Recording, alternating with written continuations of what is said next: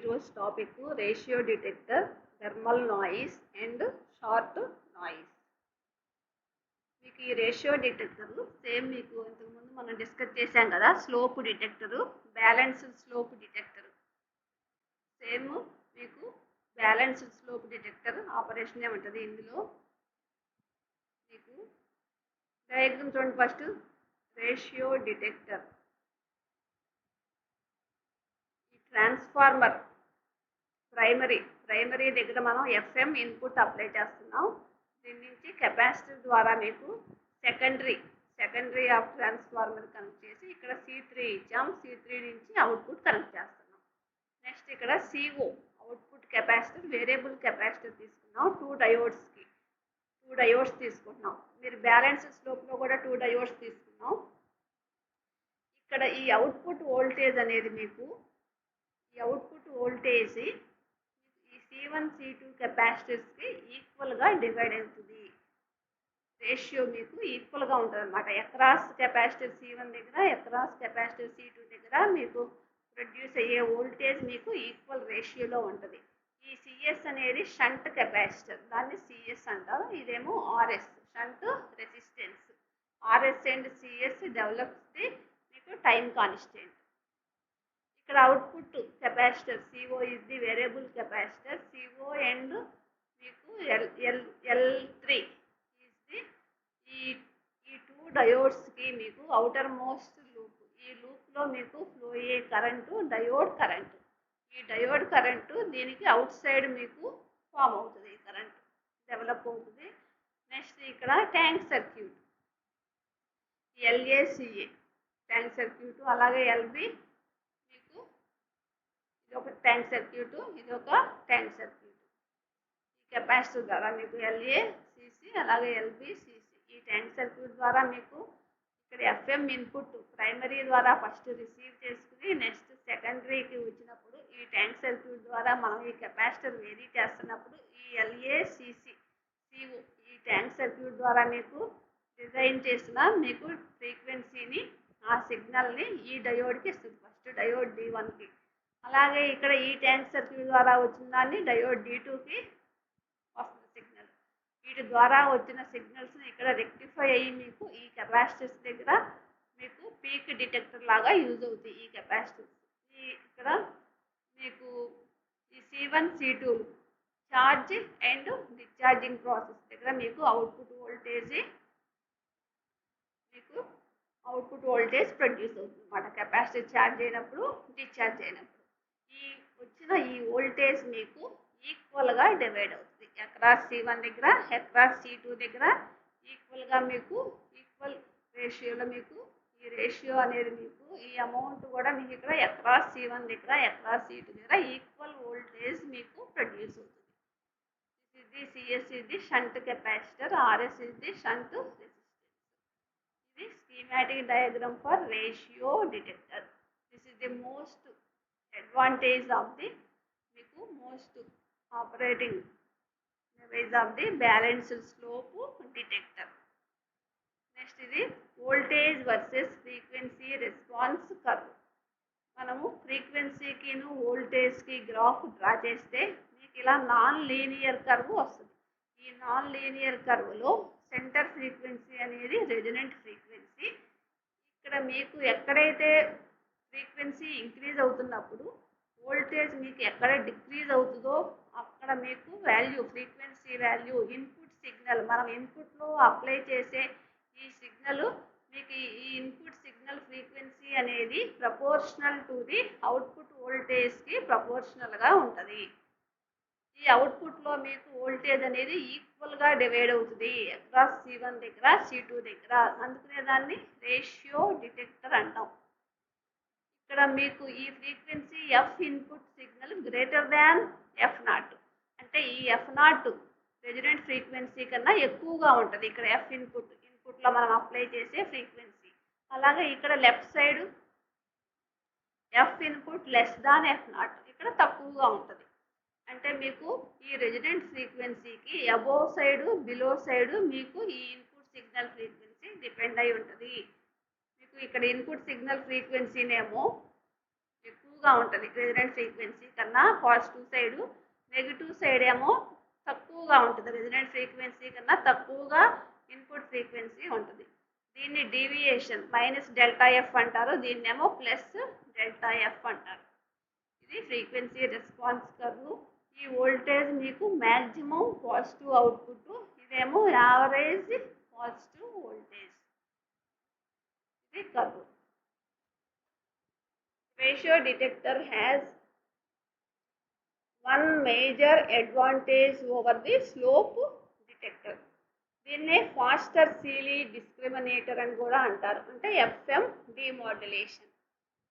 Faster Seeley discriminator. Next figure A shows the schematic diagram for a ratio detector. It has a single tuned circuit in the transformer secondary. అంటే మీకు ఇది ఉంటే సింగిల్గా మీకు ఈ సెకండరీకి connect చేస్తాం. ఇదొకటి LACC or LBCC. The ratio detector on diode is reversed. D1కి D2 డయోడ్ రివర్స్లో ఉన్నాయి. అప్పుడు current diode current ID can flow around the outer most loop of the circuit. Therefore several cycles of the input cycle. మనం ఇన్పుట్లో several cycles apply చేసినప్పుడు ఈ shunt capacitor ఏమవుతుందంటే మీకు charges to approximately peak voltage across the secondary winding of the T1. మనకి secondary winding దగ్గర ఆ transformer దగ్గర మీకు వోల్టేజ్ అనేది డెవలప్ అవుతుంది ఎప్పుడు కెపాసిటర్ ఛార్జ్ చేసినప్పుడు. అలాగే the reactance of CSC is low and RS. The reactance of CSC is low and RS simply provides a DC path for diode current. ఈ మనం తీసుకున్న షంట్ కెపాసిటర్ కనుక లో అయితే, ఇది లో అయినప్పుడు ది రియాక్టెన్స్ ఏమవుతుంది మీకు? రియాక్టెన్స్ అంటే XC = 1/ωc. 1/ωc అంటే 2πfc. ఇది లో అయితే మీకు RS ఏమవుతుంది? Simply provides a DC path for the diode current అనేది ప్రొవైడ్ చేస్తుంది.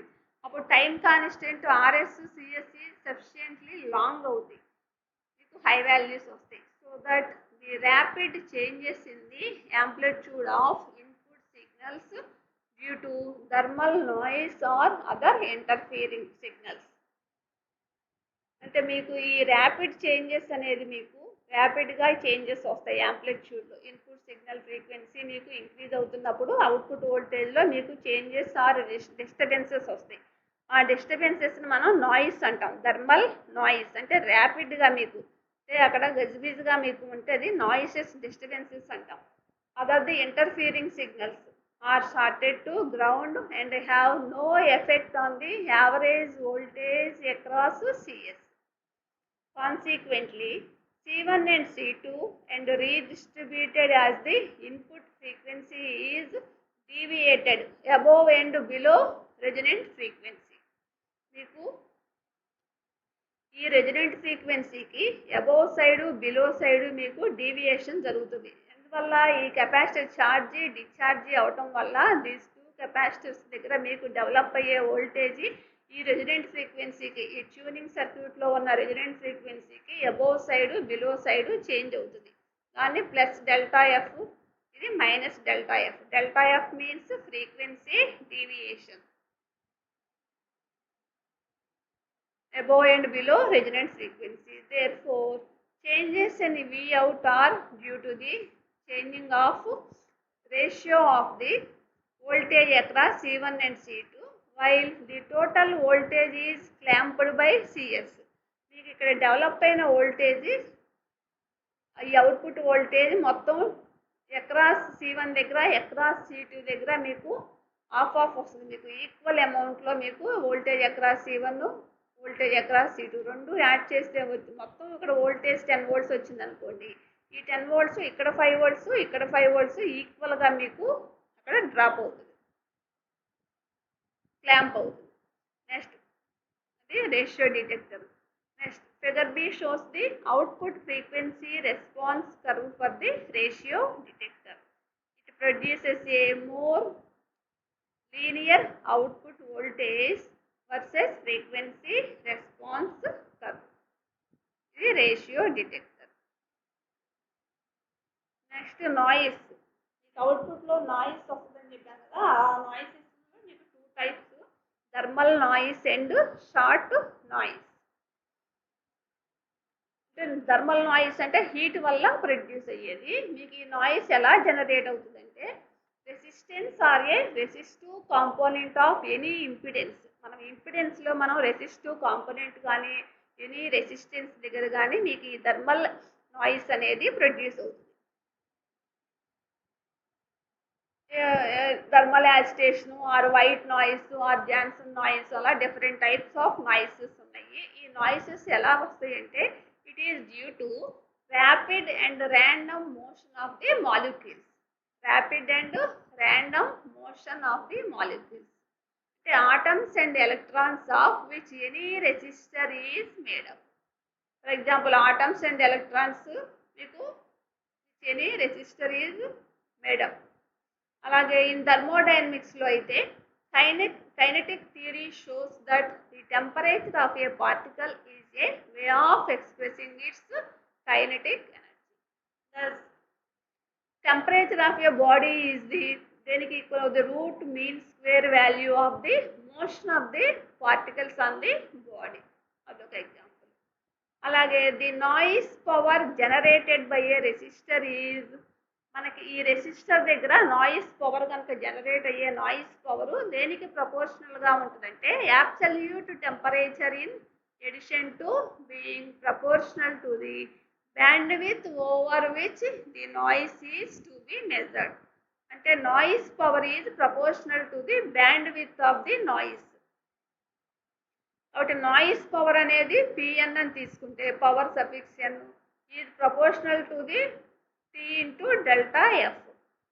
కాబట్టి ఇక్కడ PN K T into delta F.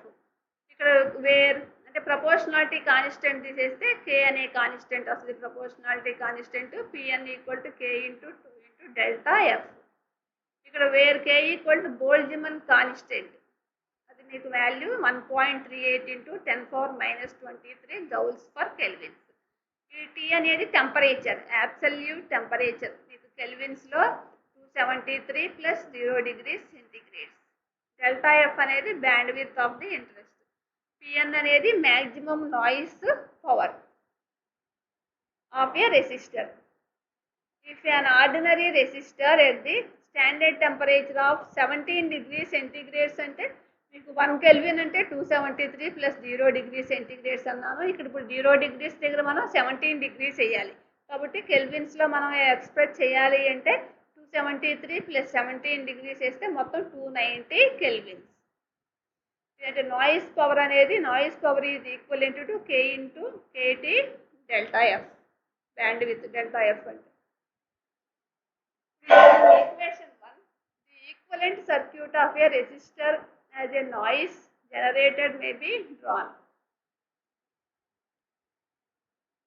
ఇక్కడ రెసిస్టెన్స్ తీసుకుంటే ఇదేమో లోడ్ రెసిస్టెన్స్. ఈ రెసిస్టర్కి ఈ నాయిస్ వోల్టేజ్కి అక్రాస్గా వోల్టేజ్ డెవలప్ అవుతుంది.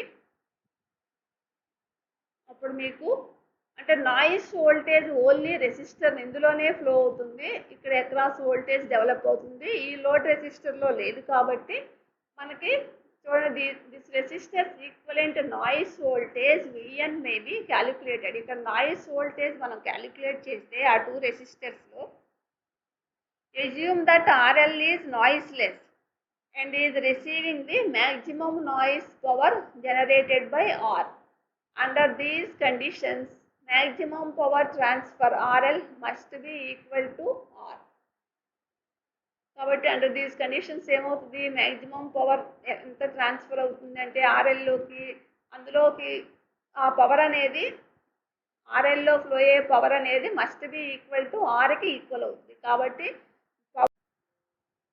assume that RL is noiseless and is receiving the maximum noise power generated by R. Under these conditions of maximum power transfer, RL must be equal to R.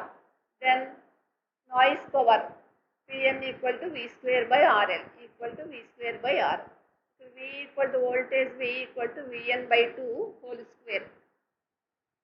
Vn by 2 whole square. ఎందుకంటే ఇక్కడ voltage Vn equal to ఇది voltage across the R Vn. కాబట్టి Vn by 2 whole square. కాబట్టి Vn square by 2 square అంటే 4.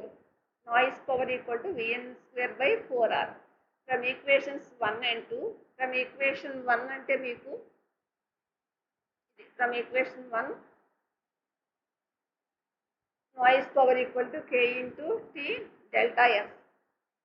KT delta F. ఆ రెండు equate చేస్తే మీకు N ప్లేస్ లో KT delta F పెడితే Vn square by 4R into KT delta F. Vn square equal to 4R KT delta F. Vn equal to square root of 4R KT delta F. K అంటే Boltzmann constant, T అంటే temperature, delta F అంటే band width. ఇది thermal noise. Next the short noise. Next topic short noise. Short noise అంటే the most important of all other sources is the short effect which leads to short noise. So in all amplifying devices and all active devices లో మనకి ఇది by random variations in the arrival of electrons or holes.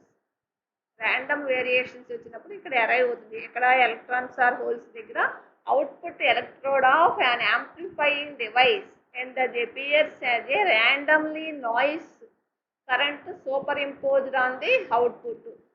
Randomly noise current అనేది superimposed on the output లో మీకు superimpose అవుతుంది.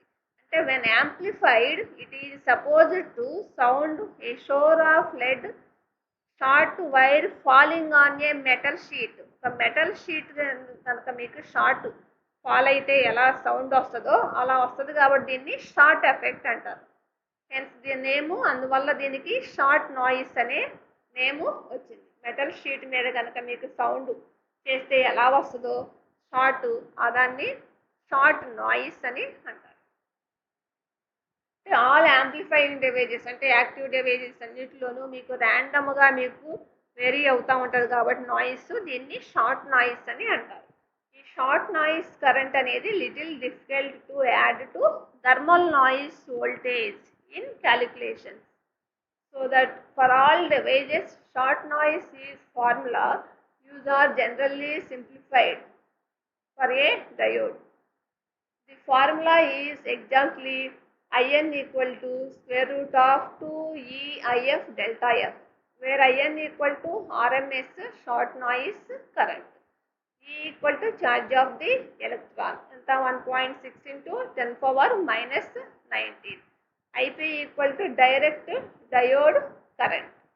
Delta F equal to bandwidth of system.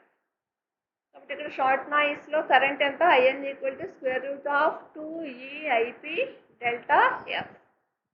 ఇది short noise. ఈరోజు టాపిక్లో మనం ఏమేమి చెప్పుకున్నాం?